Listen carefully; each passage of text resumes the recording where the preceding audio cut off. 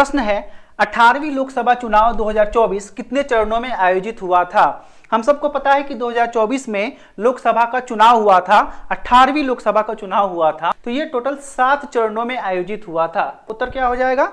D, 7 चरणों में। ठीक है, देखिए 18वीं लोकसभा चुनाव 2024 का जो टैग लाइन है, ठीक है, ये इसका टैग लाइन है चुनाव का पर्व देश का गर्व। क्या है? चुनाव का पर्व देश का गर्व। लोकसभा चुनाव 2024 कितने सीटों के लिए हुआ? तो 543 सीटों के लिए।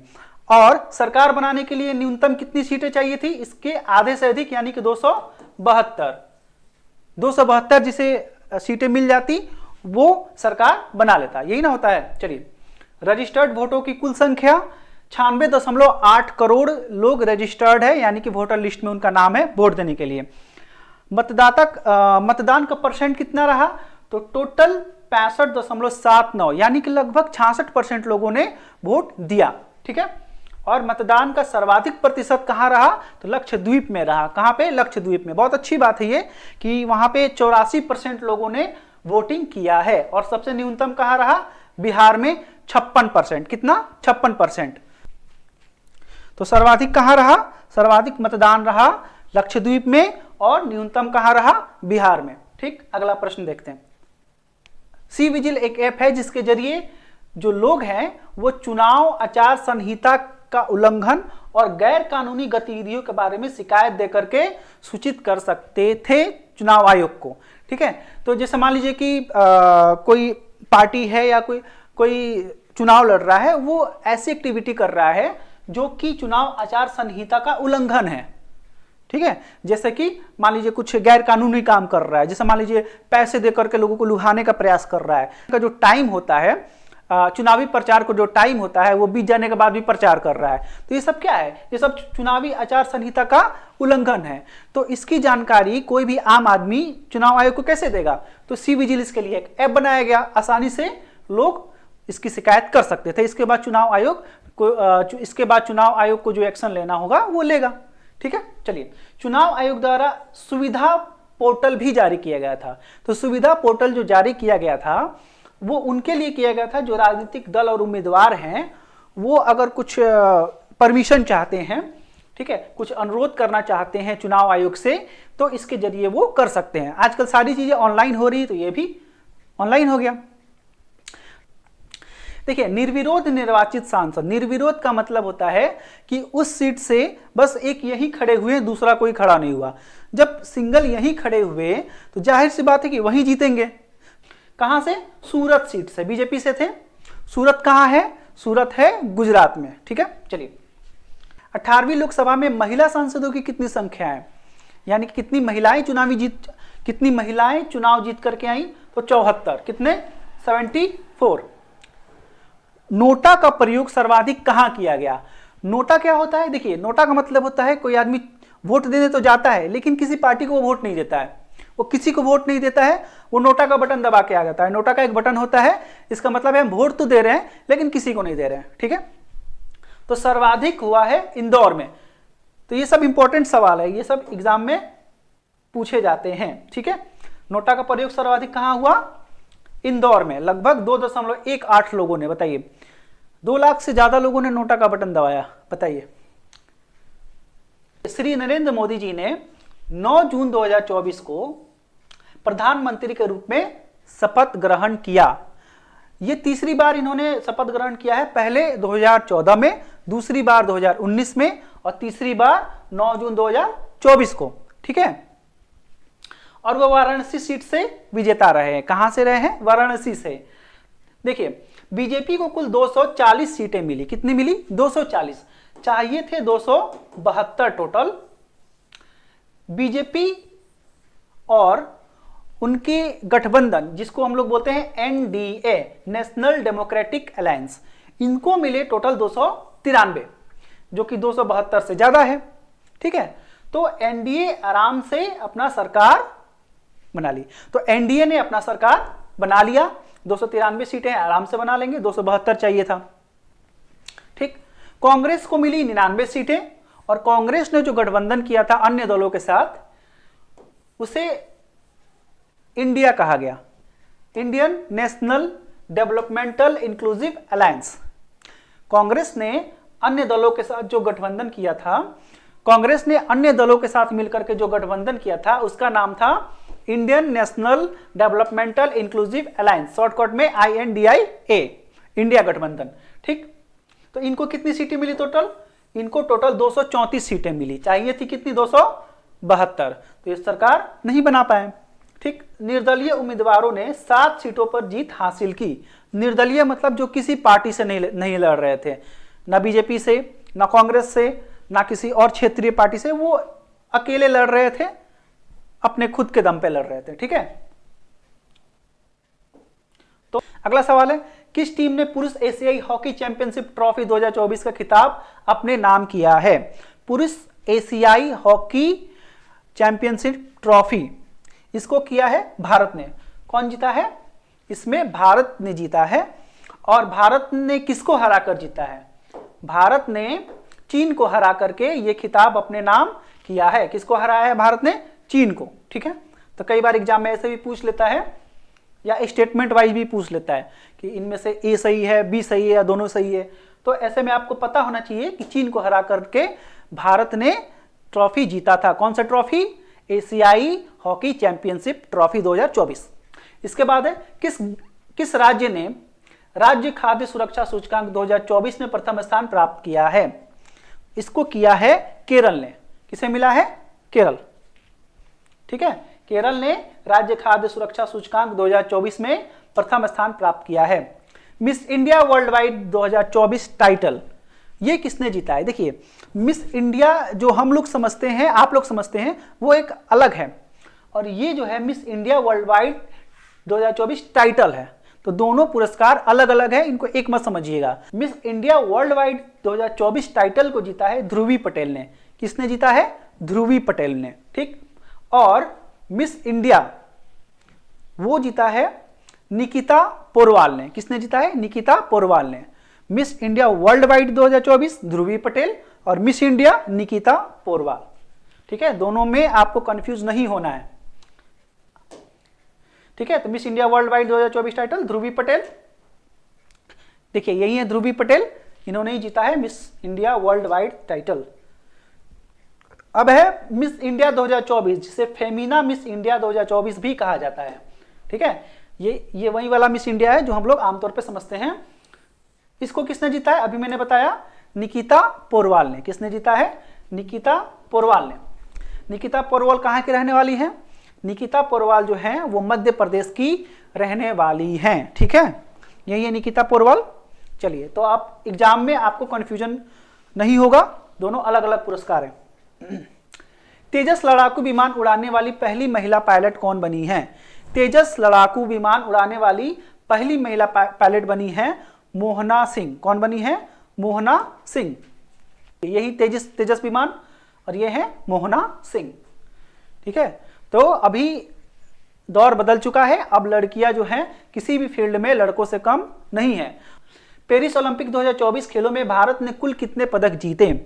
पेरिस ओलंपिक जो हुआ था 2024 का, इसमें भारत ने कुल 6 पदक जीते, जिसमें गोल्ड मेडल नहीं थे, सिल्वर और ब्रॉन्ज मेडल थे। ठीक है, भारत ने कुल कितने पदक जीते हैं?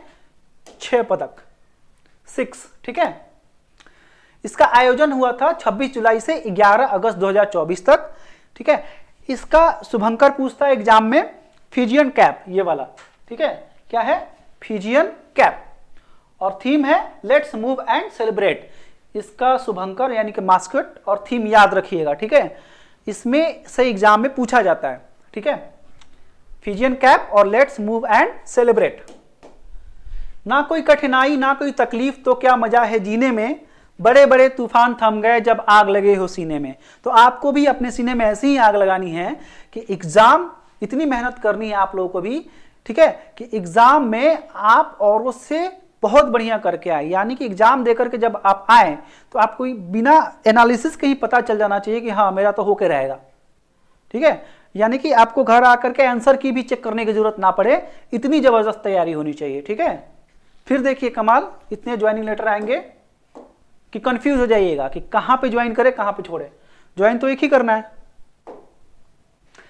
अगला सवाल, पेरिस ओलंपिक 2024 में खेलों की संख्या क्या थी? देखिए टोटल कितने गेम्स थे, यह सवाल है। टोटल गेम्स की संख्या यानी टोटल खेलों की संख्या 32 थी। कितनी थी? 32 थी। इसमें से 4 नए खेल शामिल किए गए हैं। ठीक है, कितने नए खेलों को शामिल किया गया है? 4 नए खेलों को शामिल किया गया है। कौन कौन से 4 नए खेल हैं, आइए देखते हैं। देखिए ये चारों नए खेल हैं। इसमें से ये है ब्रेकिंग, ये ब्रेक डांस जैसा ही उसी से मिलता जुलता है, लेकिन ये ब्रेक डांस नहीं है, ये एक उसी तरह से मिलता जुलता गेम है। ठीक, दूसरा है सर्फिंग। आपको पता होगा सर्फिंग क्या होता है, आपने मूवीज वगैरह में देखी होंगे, कार्टून्स वगैरह में भी देखा होगा आपने। इसके बाद है स्पोर्ट क्लाइंबिंग। स्पोर्ट क्लाइंबिंग में क्या होता है कि दीवार पे चढ़ना होता है, कुछ इस तरह सा होता है, उसी को पकड़ करके चढ़ना होता है। ठीक, और चौथा है स्केट बोर्डिंग। तो स्केट बोर्डिंग तो सब जानते हैं, स्केट बोर्डिंग तो आप लोग फिल्मों में देखते ही होंगे। तो इन 4 खेलों को शामिल किया गया है, 4 नए खेलों को शामिल किया गया है पेरिस ओलंपिक 2024 में। तो ये इंपॉर्टेंट सवाल है, इसको अच्छे से याद कर लीजिएगा, इजी है। पेरिस ओलंपिक 2024 में भारतीय दल में एथलीटों की संख्या कितनी थी, यानी कि कितने एथलीट थे, कितने एथलीटों ने भाग लिया? 117 एथलीट थे। कितने थे? 117। ठीक है, और इन 117 एथलीटों में यानी कि भारतीय एथलीट जो गए थे उन्होंने कितने खेलों में भाग लिया? आपको तो पता चल गया कि टोटल 32 खेल थे, तो उन 32 खेलों में से भारतीय एथलीटों ने कितने में भाग लिया? तो इसको याद रखिएगा। ठीक, 32 का आधा कर दीजिएगा, यानी आधे खेलों में 16, यानी कि 16 खेलों में भारतीय एथलीटों ने भाग लिया, 16 में नहीं लिया। पेरिस पैरा ओलंपिक, देखिए अभी तक ओलंपिक की बात हो रही थी, अब पैरा ओलंपिक की बात कर रहे हैं। एग्जाम में क्वेश्चन अच्छे से पढ़ लीजिएगा कि ओलंपिक के बारे में है कि पैरा ओलंपिक के बारे में है। ठीक है, नहीं तो गलत हो जाएगा, तो फिर बाद में वही अफसोस कीजिएगा कि यार गलत हो गया। तो भारत ने कुल कितने पदक जीते? तो ओलंपिक में 6 पदक जीते थे, तो पैरा ओलंपिक में टोटल 29 पदक भारत ने जीता था। कितने? 29, और इसमें गोल्ड मेडल भी थे 7। भारत ने कुल 29 पदक जीते। 29 में से 7 जो थे वो गोल्ड मेडल थे, 9 सिल्वर और 13 ब्रॉन्ज यानी कि कांस्य पदक। ठीक है, तो गोल्ड मेडल 7, ये अच्छे से याद रखिएगा, और टोटल 29। ठीक है, चलिए अगला सवाल। किनके जन्म दिवस पर प्रतिवर्ष 15 सितंबर को इंजीनियर्स डे मनाया जाता है? देखिए मोक्षगुंडम विश्वेश्वरैया, यानी कि एम विश्वेश्वरैया का नाम आपने जरूर सुना होगा, कभी ना कभी जरूर पढ़ा होगा। वो एक प्रसिद्ध इंजीनियर थे। ठीक है, और वो बहुत ही इंटेलिजेंट थे। ठीक है, तो इस सवाल का उत्तर क्या हो जाएगा? एम विश्वेश्वरैया। ठीक है, इंजीनियर्स डे इन्हीं के बर्थडे यानी कि 15 सितंबर को मनाया जाता है।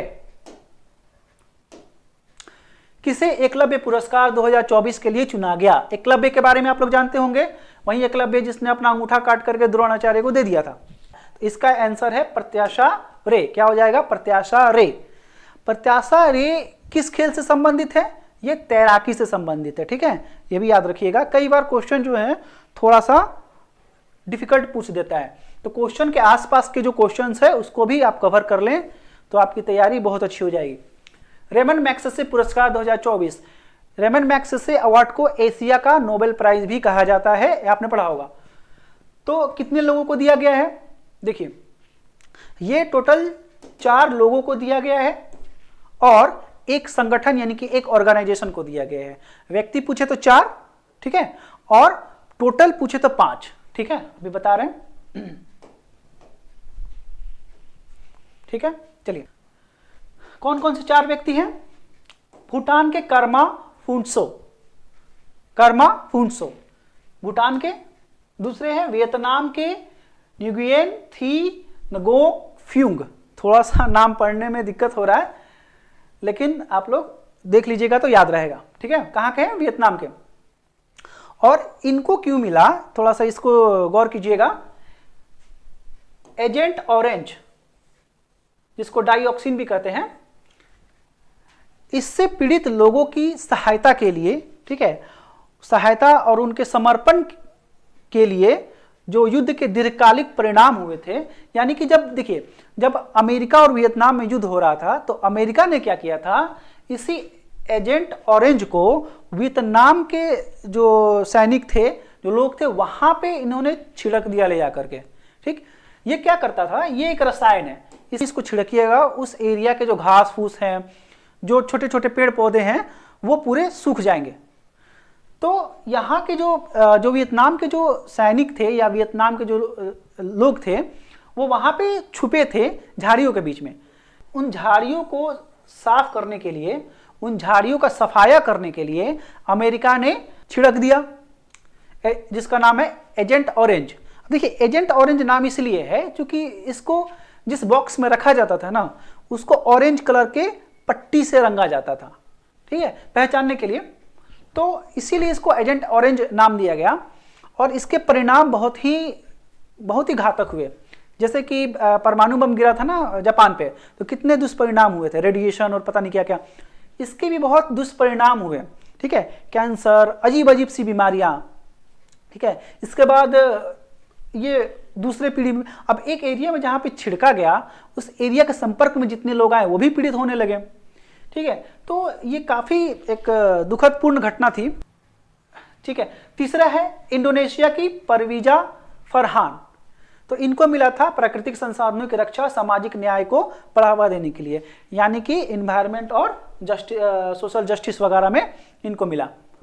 जापान के मियाजाकी हयायो, देखिए मानवीय स्थिति को चित्रित करने के लिए एनिमेशन का प्रयोग विशेषतः बच्चों के कल्पना के पथ प्रदर्शक के लिए इनको मिला था। यानी कि एक ऐसा एनिमेशन ये बनाते थे, ठीक, जो बच्चों की कल्पना से संबंधित था, यानी कि बच्चे जो छोटे बच्चे जो कल्पना करते हैं उसी से रिलेटेड था, और उन्हें मार्गदर्शक या पथ प्रदर्शक के रूप में वो उनको डिजाइन करते थे, एनिमेशन बनाते थे। तो ये बच्चों की कल्पना के लिए बहुत अच्छा था, बहुत ही पॉजिटिव था, ठीक है। इसके बाद है, तो 4 लोग हो गए। अब एक संगठन जिसका नाम है ग्रामीण डॉक्टर्स मूवमेंट, थाईलैंड का, तो इस संगठन को भी रेमन मैग्सेसे अवार्ड 2024 मिला, यानी कि 4 व्यक्ति और ये संगठन, ठीक है। चलिए, सपना एक देखोगे मुश्किलें हजार आएंगी, सपना एक देखोगे मुश्किलें हजार आएंगी, लेकिन वो मंजर बड़ा खूबसूरत होगा जब कामयाबी शोर मचाएगी, ठीक है। तो शोर कैसे मचाना है, कामयाबी से, चिल्ला के नहीं, हल्ला करके नहीं, लड़ के नहीं, ठीक है। कोई अगर बोल रहा है कि कितने दिन तक पढ़ोगे, कब तुम्हारा सिलेक्शन होगा, तो उससे लड़ना नहीं है, उससे उलझना नहीं है, समझ में आ रहा है, उसको जवाब नहीं देना है, इंतजार करना है। जिस दिन सिलेक्शन हो जाएगा उस दिन पीडीएफ खोल के दिखा देना, ठीक है। देखिए यही 4 व्यक्ति हैं और ये संगठन जिनको रेमन मैग्सेसे अवार्ड 2024 से सम्मानित किया गया, ठीक है। अगला सवाल देखिए, लद्दाख में कुल कितने जिले हो गए हैं। देखिए लद्दाख जो है उसमें टोटल 2 जिले थे, ठीक, एक लेह और दूसरा कारगिल। कौन कौन, लेह और कारगिल। लेकिन अभी हाल ही में घोषणा हुआ है कि 5 और जिले बनेंगे। तो कितने हो गए, 5 और 2 7, यानी कि अब लद्दाख में कितने जिले हो गए हैं, टोटल 7 जिले, ठीक है। देखिए ये लेह था, ये कारगिल, और अब 5 जिले और हो गए। पैरालंपिक खेलों में गौर कीजिएगा, पैरालंपिक है, ठीक है, ओलंपिक नहीं है। पैरालंपिक खेल क्या होता है, ये ओलंपिक के जस्ट बाद होता है, ठीक है, ये दिव्यांगजनों के लिए होता है, ठीक है। पैरालंपिक खेलों में पदक जीतने वाले पहले भारतीय एथलीट कपिल परमार किस खेल से संबंधित है।